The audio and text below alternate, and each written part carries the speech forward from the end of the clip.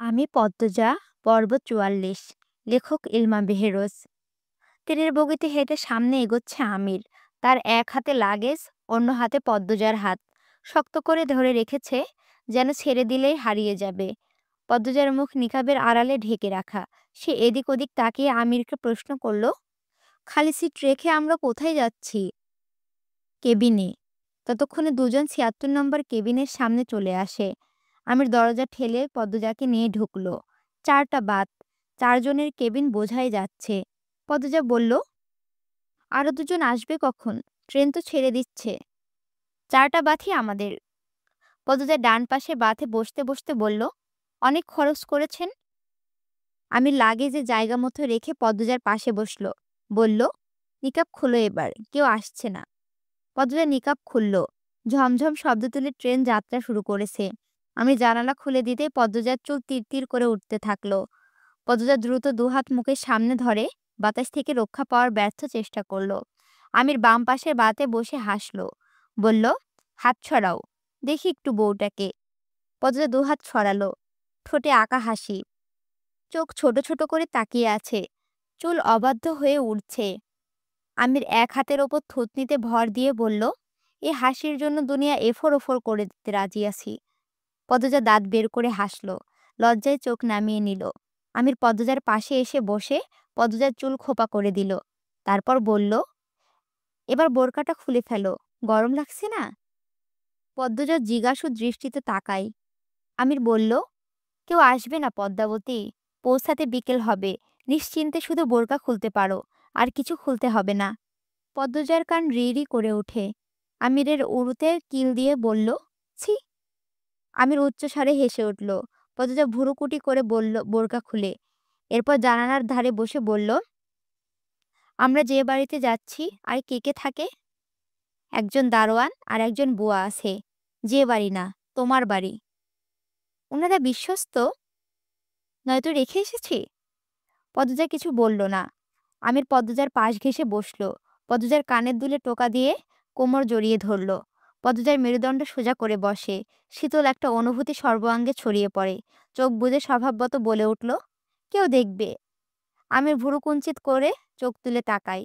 পদ্মজা বুঝতে পারে সে ভুল শব্দ উচ্চারণ করে ফেলেছে। জিহ্বা কামড়ে আর চোখে আমিরকে দেখে হাসার চেষ্টা করলো। আমির বেশ অনেকক্ষণ তীক্ষ্ণ চোখে পদ্মজার দিকে তাকিয়ে থাকে। এরপর আরো শক্ত করে জড়িয়ে ধরে পদ্মজার ঘাড়ে নাক ডুবিয়ে বলল, দেখুক, যার ইচ্ছে দেখুক।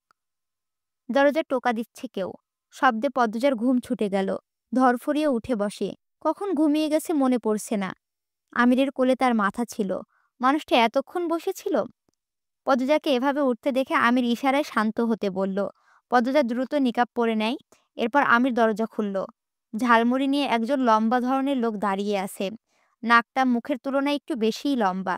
আমির বলল, এভাবে অনুমতি না নিয়ে টোকা দেওয়াটা অভদ্রতা। আমাদের দরকার পড়লে আপনাদের এমনিতেই খুঁজে নিতাম। আর এমন করবেন না। আপনার জন্য আমার বউয়ের ঘুম ভেঙে গেছে। নিন, টাকা নিন, ঝালমুড়ি দেন। লোকটা বেশ আনন্দ নিয়ে ঝালমুড়ি বানিয়ে দিল। বোধহয় আর বিক্রি হয়নি। হতে পারে আমিরই প্রথম কাস্টমার। লোকটি চলে গেল। আমির কেবিনে ঢুকে দরজা বন্ধ করলো। এরপর পদ্মজাকে বলল, এক লোক ঝালমুড়ি বিক্রি করতে এসেছিল। এই নাও, খাও। এরপর আবার ঘুমাও। দুজনে একসাথে ঝালমুড়ি খেতে খেতে সুখ দুঃখের গল্প শুরু করে। আমির তার শহুরে জীবনের গতিবিধি বলছে, কখন কখন বাসায় থাকে, কিভাবে ব্যবসায় সময় দেয়। পদ্মজা মন দিয়ে শুনছে।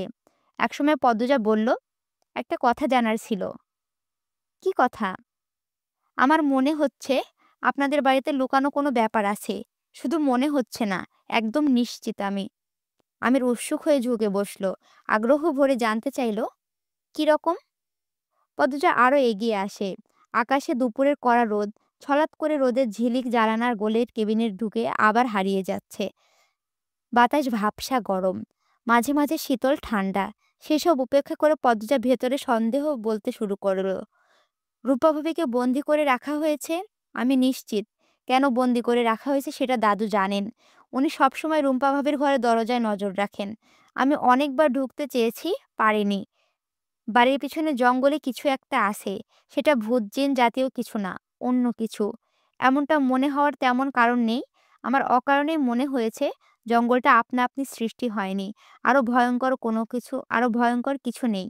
কেউ বা কারা এই জঙ্গলটিকে যত্ন করে তৈরি করেছে, ভয়ঙ্কর করে সাজিয়েছে। এছাড়া বাড়ির সবাইকে আমার সন্দেহ হয়। এই ব্যাপারে আপনি কি বলেন? আমির একটুও অবাক হলো না। মুখের প্রকাশভঙ্গিও পাল্টালো না। সে দীর্ঘশ্বাস ছেড়ে বলল, জানি আমি এইসব। পদ্মজা আমিরের দুহাত খামচে ধরে এক নিঃশ্বাসে বলল, আমাকে বলুন, অনুরোধ লাগে বলুন। আমি শুনতে চাই। অনেক দিন ধরে নিজের ভিতরে পুষে রেখেছি। আমির অসহায় দৃষ্টিতে তাকালো। বলল, আমার ধারণা তোমার ধারণা অবধি সীমাবদ্ধ। এর বাইরে কিছু জানি না।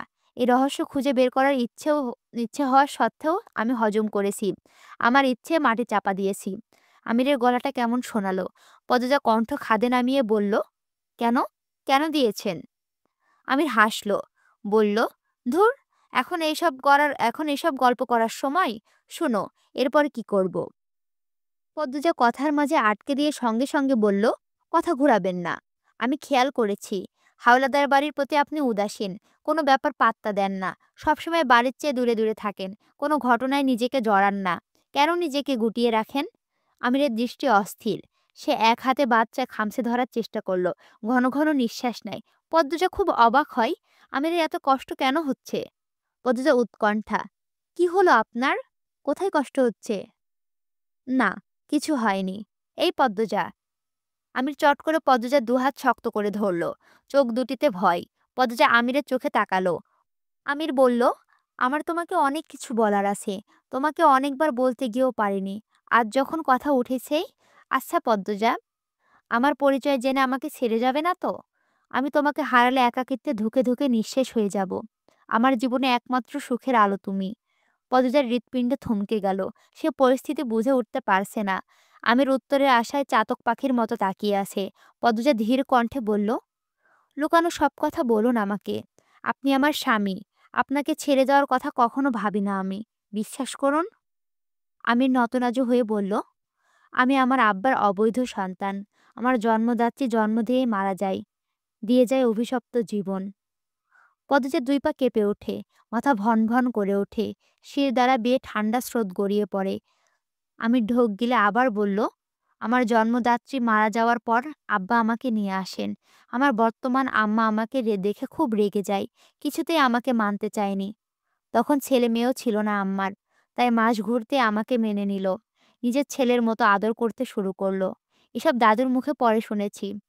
আব্বা আমাকে তুলে এনে জায়গা দিলেও সন্তানের মতো ভালোবাসিনি কখনো। যখন আমার ১১ বছর, আমি আর রিদওয়ান একসাথে জানতে পারি আমি আব্বার অবৈধ সন্তান। আব্বা আবার রিদওয়ানকে খুব আদর করতেন। রিদওয়ান ছোট থেকে আমার সাথে ভেজাল করত, ঝগড়া করত। যখন এমন একটা খবর জানতে পারল, ও আরও হিংস্র হয়ে ওঠে। আমি তখন অনেক শুকনো আর রোগা ছিলাম। রিদওয়ান স্বাস্থ্যবান, তেজি ছিল। আব্বার এমন ছেলেই পছন্দ। কেন পছন্দ জানি না। ১৯ থেকে ২০ হলে রিদওয়ান খুব মারত। আব্বার কাছে বিচার দিলে রিদওয়ান আরও ১০টা বানিয়ে বলতো। তখন আব্বা আমাকে মারতেন। রিদওয়ান একবার আমাকে জঙ্গলে বেঁধে রেখেছিল। ১.৫ দিন পড়েছিলাম। রাতে ভয়ে প্যান্টে প্রস্রাব করে দিয়েছি। মুখ বাঁধা ছিল। তাই এত চিৎকার করেছি তবুও কেউ শোনেনি। ভয়ে বুক কেঁপেছিল। মনের ভয়ে মিশিয়ে ভয়ঙ্কর ভয়ঙ্কর ভূত দানব দেখেছি। বাঁচানোর মতো কেউ ছিল না। ১.৫ দিন সময় আমার বাড়িতে কাজ করতেন ফকির মিয়া নামে একজন। উনি আমাকে জঙ্গলে বাঁধা অবস্থায় পান।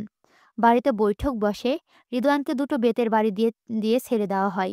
রিদওয়ান এত বলিষ্ঠবান, তার উপরে আমার ২ বছরের বড়। কিছুতেই পেরে উঠতাম না। পানিতে ঠেসে রেখেছে অনেকবার। ওর মস্তিষ্ক অসুস্থ। আমার জীবন জাহান্নাম হয়ে ওঠে। আম্মাকে বললেও আম্মা বাঁচাতে পারতেন না। সবসময় নিশ্চুপ। কষ্ট থেকে বাঁচার জন্য যখন আমার ১৫ বছর বয়স, শীতের রাতে পালিয়ে যাই। শীতে কাঁপতে কাঁপতে খেতে অজ্ঞান হয়ে পড়ে যাই। এরপর দিন চোখ খুলে দেখি আমি হাওলাদার বাড়িতে। আমার সামনে রিদওয়ান, আব্বা, চাচা, আম্মা সবাই। বুঝে যাই আমার কোনো জায়গা নেই আর। এখানেই থাকতে হবে। যতই কষ্ট হোক, থাকতেই হবে। পীরের কণ্ঠে স্পষ্ট কান্না। চোখ বেয়ে দুফোঁটা জল গড়িয়ে পড়ে। পদ্মজা হেঁচকি তুলে কাঁদছে। আমির অশ্রু সজল চোখ মেলে পদ্মজার দিকে তাকালো। হেসে ফেলল। পদ্মজার দুই চোখের জল মুছে দিয়ে বলল, আরে পাগলি, কাঁদছ কেন? এসব তো পুরনো কথা। আমার পড়াশোনাটা আবার ভালোই চলছিল। আমি ভালো ছাত্র ছিলাম। এদিক দিয়ে বুদ্ধিমান ছিলাম। সবসময় ভালো ফলাফল ছিল, এজন্য কদর একটু হলেও পেতাম। যখন আমার 18 বয়স, বাড়িতে অস্বাভাবিক কিছু অনুভব করি। রাত করে অদ্ভুত অদ্ভুত কিছু শব্দ শুনি, জঙ্গলে আলো দেখতে পাই। চাচাকে প্রায় রাতে জঙ্গলে যেতে দেখি। রিদওয়ান আর চাচা মিলে কিছু একটা নিয়ে সবসময় আলাপ করত। ওদের মুখে থাকতো লুকাচুরি খেলা। আমি একদিন রাতে চাচাকে অনুসরণ করি। প্রায় 10 মিনিট হাঁটার পরও চাচা দেখে ফেলে। এই ভুলের জন্য কম মার খেতে হয়নি সেই দিন। তবু বেহায়ার মতো কয়দিন পর আবার অনুসরণ করি। রিদওয়ান পিছনে ছিল দেখিনি। আব্বা সেদিন অনেক মারলো, দা ছুঁড়ে মারলো। এই যে থুতনির দাগটা, এটা সেই দায়েরই আঘাত। একসময় আব্বা আমাকে নিয়ে আলোচনায় বসলেন। বললেন, আমাকে শহরে পাঠাবেন লেখাপড়ার জন্য। কোনো ব্যবসা করতে চাইলে তারও সুযোগ করে দিবেন। আমি যেন এই বাড়ি আর এই বাড়ির আশেপাশে নিয়ে মাথা না ঘামাই। আমি মেনে নেই। রিদওয়ানের সাথে থাকতে হবে না আর। এর চেয়ে আনন্দের কি আছে? চলে আসি ঢাকা। শুরু হয় নিজের জায়গা শক্ত করার যুদ্ধ। এখানে এসেও অনেক অপমান সহ্য করতে হয়। তবুও থেমে যায়নি। যুদ্ধ করে চলেছি। আমাকে বাঁচতে হবে। মানুষের মতো বাঁচতে হবে। কারো লাথি না খেয়ে বাঁচতে হবে। যখন আমার 23 বছর, তখন থেকে আমার কদর বেড়ে যায়। ব্যবসায় মোটামুটি সফল হয়ে যায়। ভাগ্য ভালো ছিল আমার। অতিরিক্ত পরিশ্রম আমাকে নিরাশ করেনি। তখন আব্বা আমার প্রশংসায় পঞ্চমুখ। রিদওয়ান আগের মতো হাত তোলার সাহস পায় না। সেই আমি আজ এই জায়গায়। এখন আমার যে অবস্থান, হাওলাদার বাড়ির কারো সাহস নেই আমার চোখের দিকে তাকানোর। আমি চাইলেই শোধ নিতে পারি, কিন্তু নেব না। তারা থাকুক তাদের মতো। রিদওয়ান ছোটবেলায় যা করেছে মেনে নিয়েছি। এখন তোমার দিকেও নজর দিয়েছে। ওর নজর আমার বাড়ি গাড়ি অফিস গোডাউনেও আছে। আমি টের পাই। ও পারলে আমাকে খুন করে দিত, কিন্তু পারে না। আমার ক্ষমতার ধারে কাছেও ওর জায়গা নেই। এখন আমার নিজের এক বিশাল রাজত্ব আছে। আমার অহংকার করার মতো অনেক কিছুই আছে। হাওলাদার বাড়ির কেউ কেউ মিলে আমাকে নিয়ে অনেক পরিকল্পনা করেছে, আমি নিশ্চিত। তাই হাওলাদার বাড়িতে আমার থাকতে স্বাচ্ছন্দ্য বোধ করি না। আম্মা ছাড়া ওই বাড়ির সবার ভালোবাসার মুখোশ মাত্র। আমার দরকার ছিল একজন ভালো মনের সঙ্গিনী। আমি পেয়ে গেছি। আর কিছুর দরকার নেই। আমি আমার অর্ধাঙ্গিনীকে তার আসল সংসারে নিয়ে যাচ্ছি। এখন আমার মন শান্ত। কোনো চিন্তা নেই। খুব বেশি সুখী মনে হচ্ছে। আমির পদ্মজার হাতে চুমু খেলো। পদ্মজা তখনও কাঁদছে।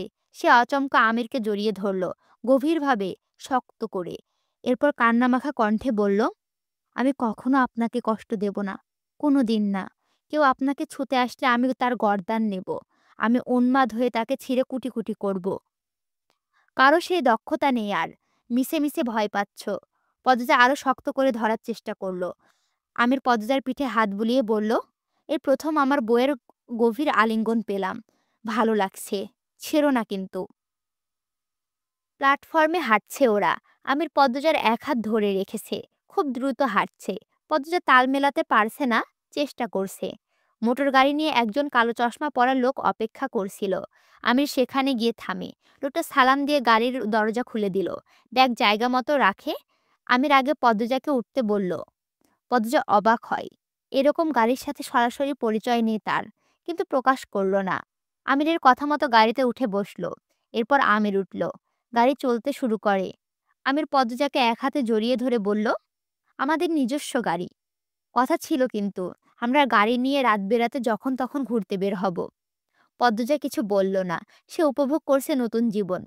ঘণ্টাখানিকের মধ্যে একটা বাড়ির সামনে গাড়ি থামে। কালো চশমা পরা লোকটি দ্রুত গাড়ি থেকে নেমে আমিরের ডান পাশের দরজা খুলে দিল। আমির পদ্মজাকে নিয়ে নামলো। পদ্মজা বাড়িটা দেখে মুগ্ধ হয়। দত্ত বাড়ি। দত্ত বাড়ি বলতে বোঝানো হয়েছে ডুপ্লেক্স বাড়ি। একজন দারোয়ান দৌড়ে এসে সালাম দিল। পদ্মজার সাথে পরিচয় হলো। এরপর আসে একজন মধ্যবয়স্ক নারী। উনি বোধহয় বাড়ির কাজের লোক। সবাই একসাথে বাড়ির ভেতরে ঢুকলো। পদ্মজা নতুন বাড়ি মন দিয়ে দেখছে।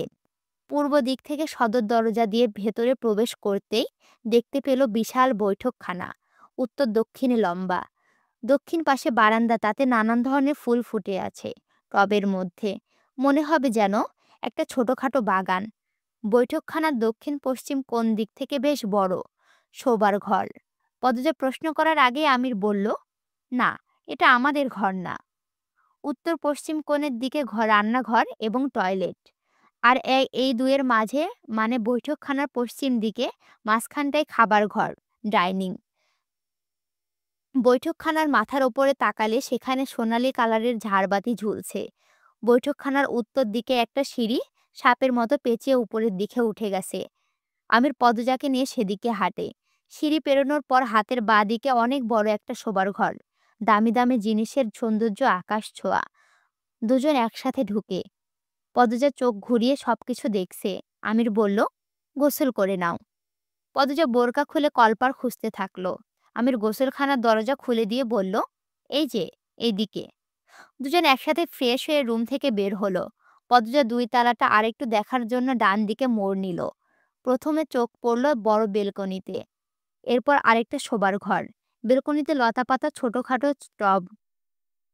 বিরাট অট্টালিকায় সুখের সাথে কেটে যায় ৫ মাস। লাবণ্য দেশ ছেড়েছে ২ মাস হলো। বুয়া কাজ ছেড়েছে ৩ মাস।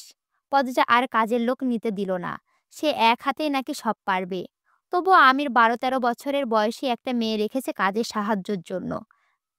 ভোরের নামাজ পড়ে রান্নাবান্না শেষ করে পদ্মজা এরপর শাড়ি পাল্টে নেয় কলেজে যাওয়ার জন্য। আমিরকে ব্লেজার টাই পরতে সাহায্য করে। প্রথম যেদিন আমির ব্লেজার পরতে দেখেছিল, অবাক হয়ে জিজ্ঞাসা করেছিল, এই পোশাকের নাম কি?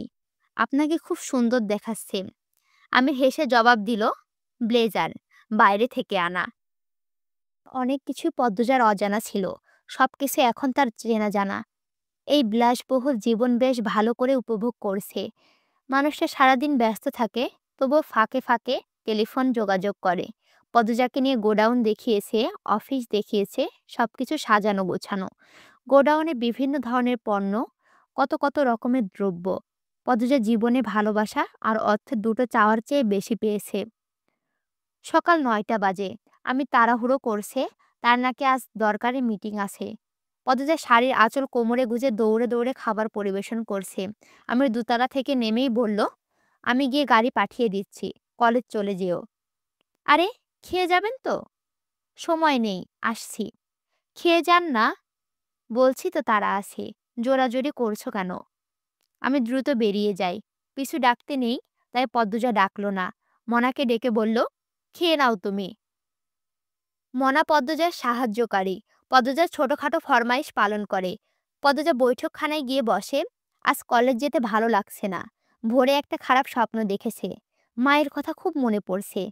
বাইরে বৃষ্টি হচ্ছে, ঝুম বৃষ্টি। অকারণে মন বিষণ্ণতায় ছেয়ে আছে। অকারণেই না বোধহয়। আমি বিরক্ত হয়ে কথা বলছে। এই জন্যই বোধহয় মন আকাশে বৃষ্টি নেমেছে। পদ্মজা পুরোটা দিন উপন্যাস পড়ে কাটিয়ে দিল। সন্ধ্যার আগ মুহূর্তে কলিং বেল বাজে। পদ্মজা দ্রুত গিয়ে দরজা খুলে দিল। আমির দাঁড়িয়ে আছে। বাইরে বাতাস। পদ্মজা বলল, আসুন। আমির ভিতরে আসে না। সে ঠায় দাঁড়িয়ে থেকে তাকিয়ে আছে পদ্মজার দিকে। পদ্মজা কপাল কুঁচকালো। বলল, কি হলো? আসুন। আমির চট করে পদ্মজাকে কোলে তুলে নিল। পদ্মজা চেঁচিয়ে উঠে বলল, কেউ দেখবে। আমির মনাকে ডাকলো। মনা, কই রে? দেখে যা। আপনি ওকে কেন ডাকছেন? এবার দেখাই ছাড়ব। উফ, আল্লাহ ছাড়ুন। মনা, এই মনা। মনা দোতলা থেকে নেমে আসে।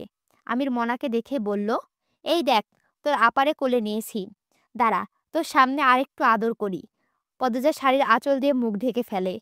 চাপা স্বরে বলল, মনা কি ভাববে? আমি আর বলবো না, কেউ দেখবে, ছেড়ে দিন। আমির পদ্মজাকে নামিয়ে দিল। মনা কাঁচুমাচু হয়ে দাঁড়িয়ে আছে। সে কি করবে বুঝতে পারছে না। আমির বলল, যা, ঘরে যা। মনা যেন এটাই শোনার অপেক্ষায় ছিল। দৌড়ে চলে যায়। পদ্মজা হাঁপ ছেড়ে বাঁচল। আমিরকে গুরুজনদের মতো বলল, আক্কেল জ্ঞান কখন হবে আপনার? বয়স তো কম হলো না। অবিকল পদ্মজার কথার ধরন অনুসরণ করে আমির বলল, আর কতদিন কেউ দেখবে কথাটা মুখে থাকবে? বিয়ের তো কম দিন হলো না। আপনি আপনি কালাচাঁদ না কালা মহিষ? এটা পূর্ণা বলতো না? হ্যাঁ, আমি মোটেও কালো না। তো কি? এই যে দেখুন, দেখুন, আমার হাত আর আপনার হাত। পদ্মজা হাত বাড়িয়ে দেখায়। আমির খপ করে পদ্মজার হাত ধরে চুমু খেয়ে বলল, এই হাতও আমার। পদ্মজা বলল, ঠেসে ধরা ছাড়া আর কিছু পারেন না আপনি? ছাড়ুন। আমির পদ্মজার হাত ছেড়ে দিয়ে হাসতে থাকলো।